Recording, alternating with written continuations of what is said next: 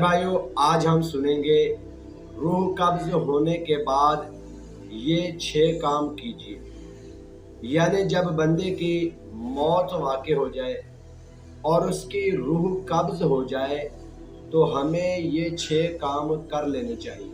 Number 1، موت واقع ہوتے ہی میت کی آنکھیں بند کر دے۔ نمبر 2، ایک چوڑی پٹی جبڑے کے نیچے سے سر پر لے جا کر گرھا دے دے تاکہ منہ کھلا نہ رہے۔ نمبر 3، چہرہ قبلہ رخ کر دیجیے۔ نمبر 4، میت کی انگلیاں اور ہاتھ پاؤں سیدھے کر دیجیے۔ نمبر 5، دونوں پاؤں کے انگوٹھے ملا کر نرمی سے باندھ دے۔